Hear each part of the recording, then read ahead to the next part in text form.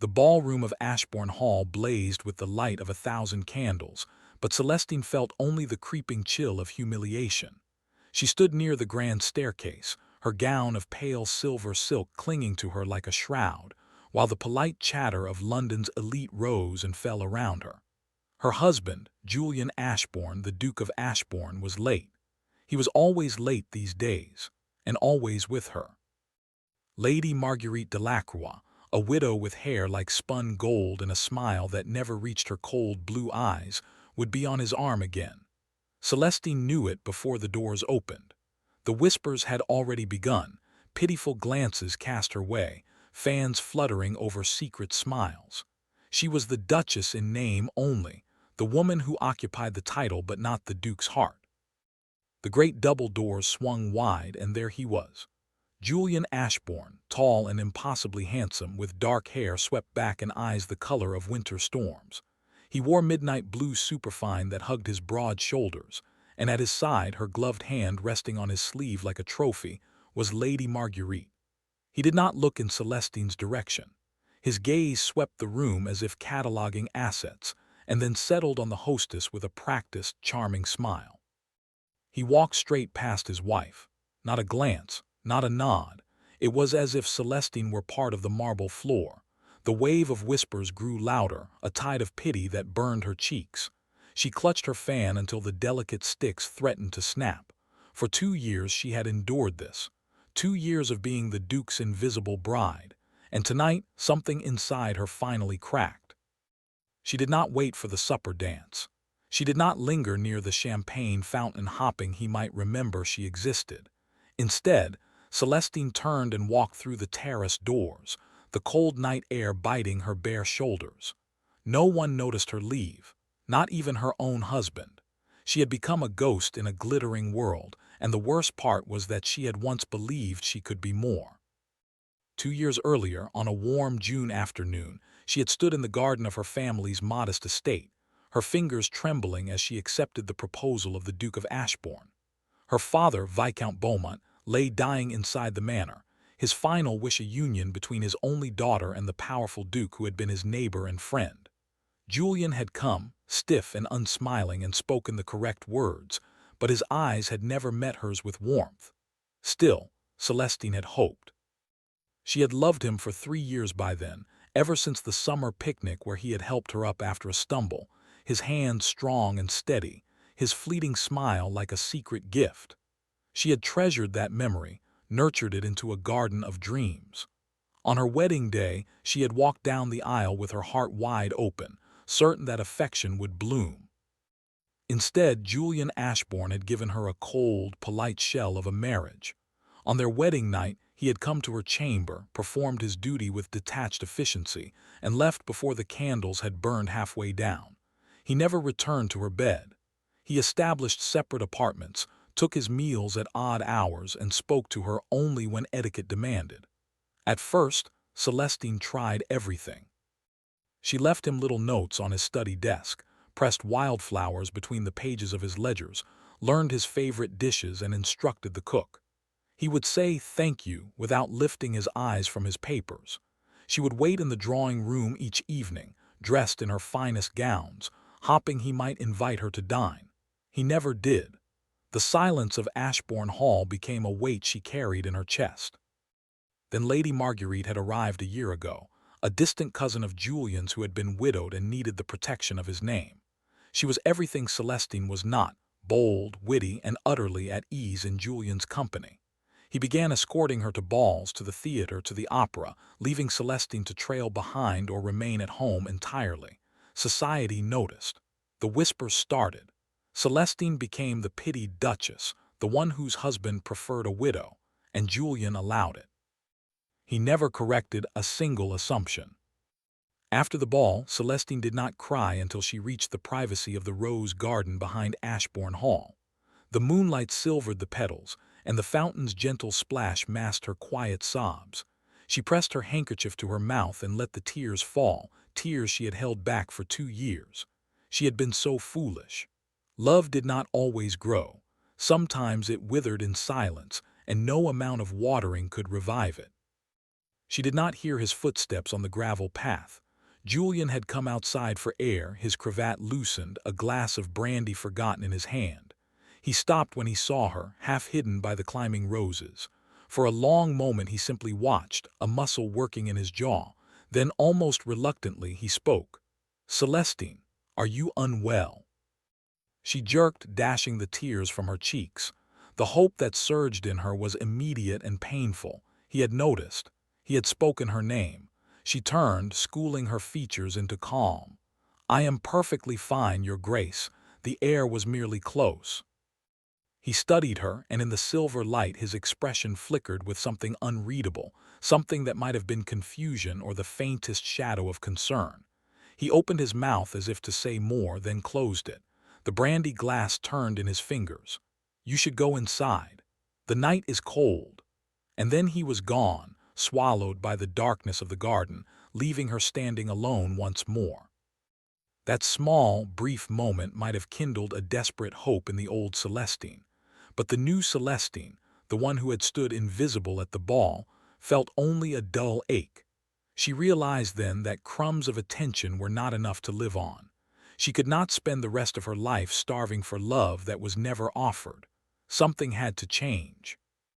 The next morning, Celestine sat at her writing desk and opened a leather-bound journal she had kept since girlhood. She did not write to herself. She wrote to her father, as if he could still hear her beyond the grave. Her pen scratched across the page, pouring out words she had never spoken aloud. She confessed how she had loved Julian before their marriage, how she had dreamed of a life filled with quiet affection and shared smiles. She wrote about the cold dinners, the empty rooms, the way his eyes passed over her as if she were furniture. She wrote about Lady Marguerite and the whispers. And she wrote the most painful truth of all. "I loved him, Papa. I still love him, but I am so tired. I cannot reach him. Perhaps I was never meant to be loved." She signed her name, blotted the ink, and closed the journal, hiding it beneath a stack of books. That letter would never be sent. But writing, it felt like releasing a breath she had held for years. From that day, Celestine began to change. She stopped waiting for Julian. She stopped dressing in silks and satins for dinners he did not attend. She stopped watching the drive for his carriage. She stopped hopping. Instead, she threw her energy into the one place where her presence mattered, the Ashbourne Village orphanage. She had visited once with the housekeeper and had seen the thin, soot-smudged faces of children who had no one. It had stirred something in her, a purpose that did not depend on a man's cold heart. She began going every day. She wore simple wool gowns and sturdy boots, her hair pinned back without fuss. She taught the children their letters, read them stories, bandaged scraped knees, and held the little ones who cried. The matron, a weary woman named Mrs. Pretty, soon smiled whenever the Duchess arrived. The children called her Lady Cease and clamored for her attention. Celestine discovered she was not invisible to them. In their eyes, she was sunshine. Weeks passed. Julian, preoccupied with estate business and his usual rounds of club and parliament, noticed the change only slowly. At first, it was the empty chair at dinner that caught his attention. He had grown accustomed to her silent presence across the long mahogany table, a place setting that was always there. Now, more often than not, she took a tray in her sitting room or ate at the orphanage. The footmen reported she was seldom home before dusk. Julian found the dining room silence oddly irritating. He missed the quiet rustle of her gown, the soft sound of her breathing. He told himself it was simply habit. Then he began to see her differently. One afternoon he returned early from a ride and spotted her crossing the stable yard, her hem dusty, a smudge of flour on her cheek. She was laughing at something a groom had said, her face open and bright in a way he had never witnessed. She did not see him. He sat on his horse, frozen, struck by the realization that his wife was beautiful when she was happy, and he had never seen her happy before. The pang of something unnamed unsettled him. The first true crack in Julian's indifference came at a charity musicale held by Lady Harrington. Celestine had accepted the invitation not for him, but because the orphanage would receive a portion of the donations. She had asked the new Viscount from the neighboring county, Nathaniel Sinclair, to escort her. Lord Sinclair was a kind-faced widower with gentle brown eyes and an easy laugh. He had met Celestine at the orphanage while donating blankets, and they had struck up a friendship built on shared compassion. He treated her with respect, listened when she spoke, and made her feel less alone. Julian arrived at the musicale late, and what he saw stopped him dead just inside the doorway.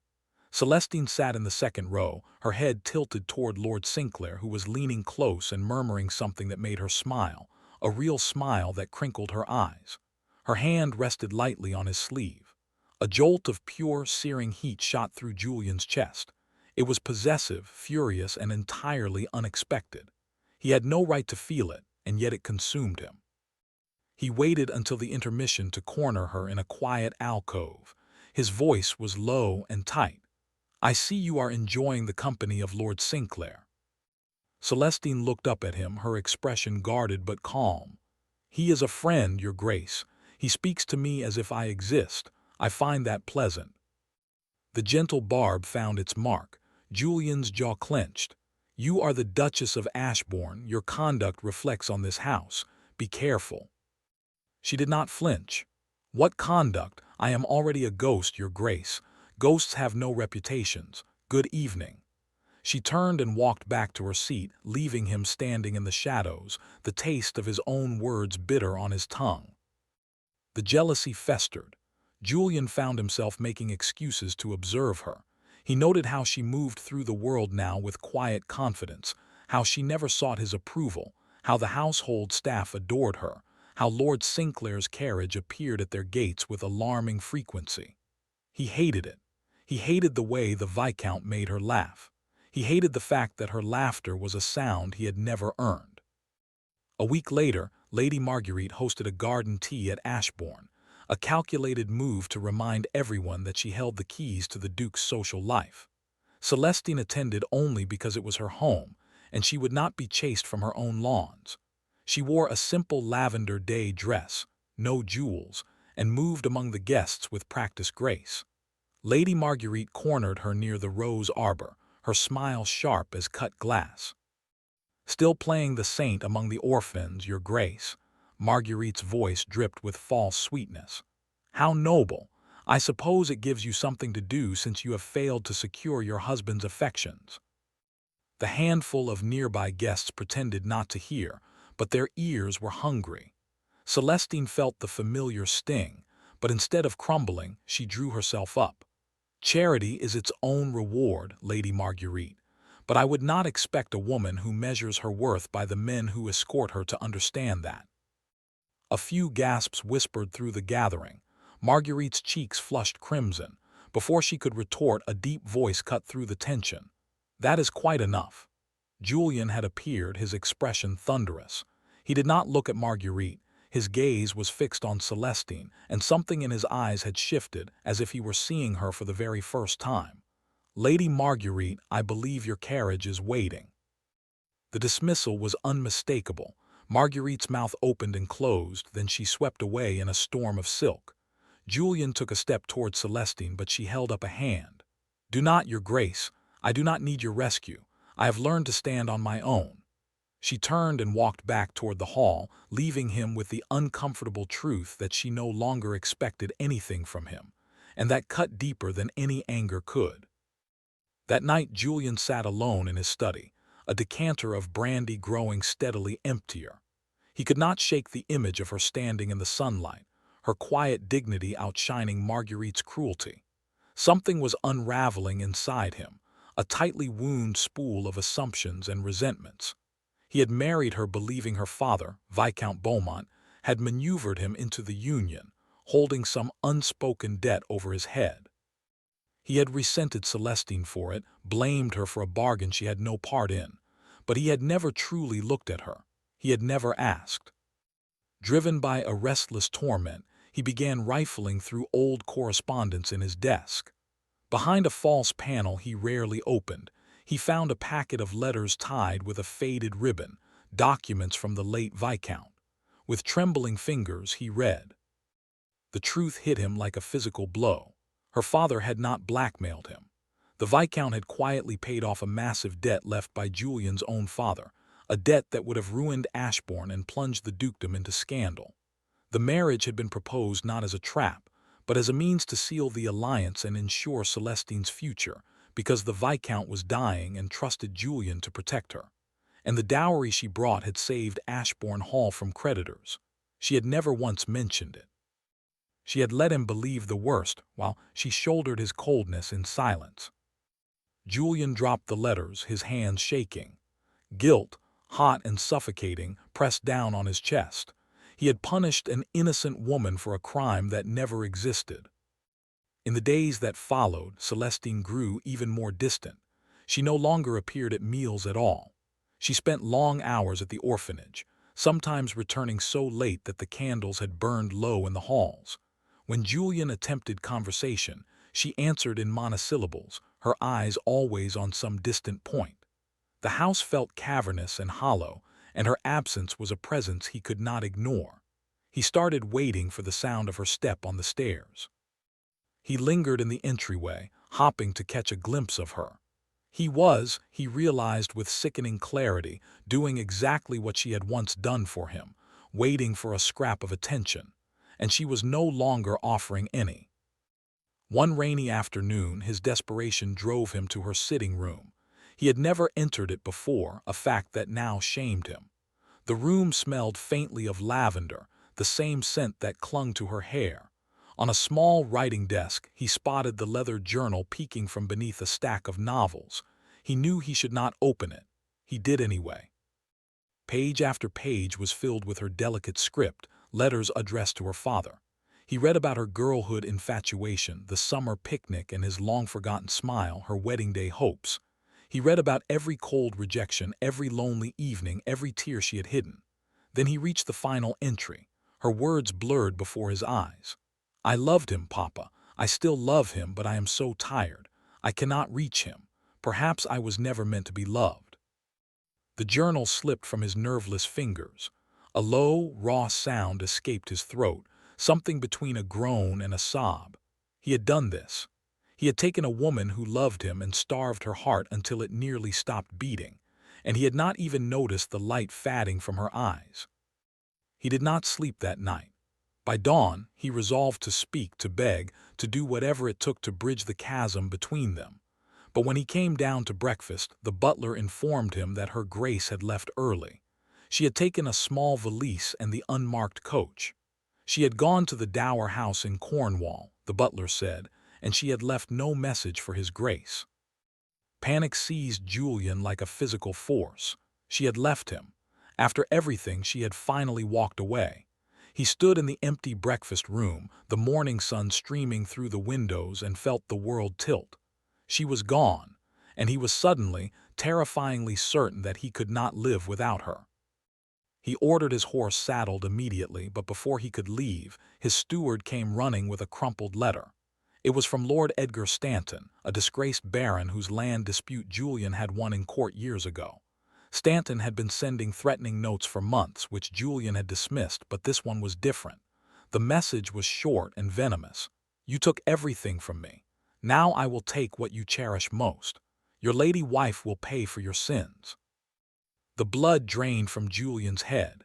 Stanton's men knew the roads to Cornwall. He vaulted onto his horse without a coat and rode like a demon, the hoofbeats a frantic drum against the wet earth. The storm broke as he thundered down the Cornish coast. Rain lashed his face, turning the road to mud, but he did not slow. Fear choked him, a cold hand around his throat. All the years he had pushed Celestine away to keep his enemies from using her against him. He had only delivered her into harm's path unprotected and unloved. He had told himself his coldness was a shield, but it had been cowardice. And now, if he lost her, there would be no redemption. The dower house was a small stone cottage perched on a cliff overlooking a churning gray sea. When Julian arrived, the front door was splintered open, and the sound of a struggle came from inside. He rushed in, his riding crop his only weapon. Two rough men had cornered Celestine against the fireplace, and she was holding a heavy iron poker with both hands, her face pale but fearless. "Stay back," she warned them, her voice steady. Julian's roar filled the small room. He launched himself at the nearest man, dragging him away and landing a solid blow. The fight was brief, brutal, and chaotic. He took a knife slash across his forearm, but he barely felt it. Within moments, Stanton's hired ruffians lay groaning on the floor, and Stanton himself, who had been waiting in a carriage, fled at the sight of the furious Duke. Later, the magistrate would take the men into custody. But at that moment, all that existed was the two of them, breathing hard, rain blowing through the broken door. Celestine dropped the poker, her hands shaking. Julian caught her by the shoulders, his bloodied arm dripping, his eyes wild. "Are you hurt? Did they touch you? Celestine, speak to me." "I am unharmed," she whispered, staring at the blood soaking his sleeve. "You are injured." "It does not matter." His voice cracked. He pulled her against him, his body shielding hers, and buried his face in her damp hair. "I am sorry, I am so sorry." The words poured out of him, ragged and desperate. "I thought I was protecting you by keeping you at a distance. My enemy's my past, Stanton. I believed if you were not close to me, you would be safe. But I was a fool. I was a blind, arrogant fool. I looked at you and saw only the marriage I did not choose, not the woman you are. I punished you for my own pride." She stood rigid in his arms, tears spilling over her cheeks. "Why did you never tell me? Why did you never give me a chance?" "Because I did not know how." He pulled back just enough to look into her eyes, his own eyes glittering with unshed tears. "I learned to lock everything away, and by the time I wanted to unlock it, I had lost the key. I watched you fade, and I did nothing. Then you stopped waiting, and I realized I was the one who had been invisible all along. I need you, Celestine.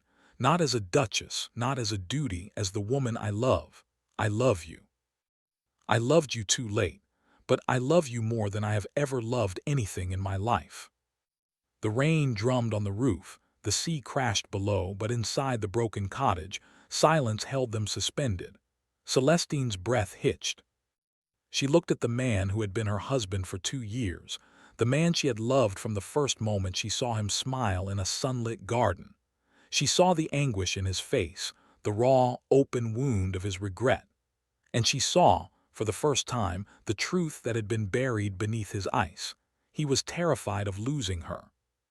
Slowly her hand lifted to his cheek. Her touch was feather-light. "You did love me too late," she said, her voice trembling. "But you are here. You came for me. I thought I was not worth coming for." He caught her hand and pressed a desperate kiss to her palm. "You are worth everything. Let me prove it. Let me spend the rest of my life giving you the love I should have given from the start." A sob broke from her lips, but it was no longer a sound of sorrow. It was relief. 2 years of loneliness, of aching silence, of shrinking into a ghost, and now he was here, bleeding and rain-soaked, offering her his heart with shaking hands. She nodded, unable to speak. He pulled her gently into his embrace, and she wept against his chest while the storm slowly passed. They returned to Ashbourne Hall a week later, once the doctor had stitched his arm and the magistrate had taken statements. The journey was quiet but different. Julian did not sit across from her in the carriage. He sat beside her, his hand covering hers. He asked about the orphanage. He asked about her favorite books. He listened, and she let herself be heard. The Tun buzzed with speculation when the Duke and Duchess of Ashbourne reappeared at the season's final grand ball. This time, Julian entered with Celestine on his arm. She wore a gown of deep sapphire blue that matched his cravat, and her eyes held a quiet radiance. Lady Marguerite, standing among the other guests, paled and turned away. Julian did not spare her a single glance. His attention was wholly fixed on the woman beside him. He led her to the center of the dance floor. The orchestra played a waltz, and he pulled her close, one hand resting at the small of her back, the other holding her fingers as if they were made of spun glass. They moved together, and the whispers that had once been of pity became whispers of wonder. The Duke, who had never danced with his wife, now looked at her as if she were the only woman in the room. "I remember the first time I saw you," he murmured against her ear. "You tripped on the garden path and I caught your arm. You smiled at me and I could not breathe." She looked up startled. "You remember that, you never said." I was afraid of how much I felt, so I buried it. I buried everything. He spun her gently, then brought her back to him. I will spend the rest of my life unburying it if you will let me. Her smile was watery but real. Then you shall be very busy, Your Grace. The music swirled around them, and Celestine closed her eyes for just a moment, letting herself feel the steady beat of his heart against her palm. The pain of the past was still a faint scar, but it no longer bled. In its place was something tender and new, fragile as a spring bud, but full of hope. She had once been invisible, a ghost in a crowded ballroom. Now, held in the arms of the man who had finally learned to see her, she was finally home. And in the golden candlelight of Ashbourne Hall, the Duke of Ashbourne danced with his Duchess, and his eyes never once looked away.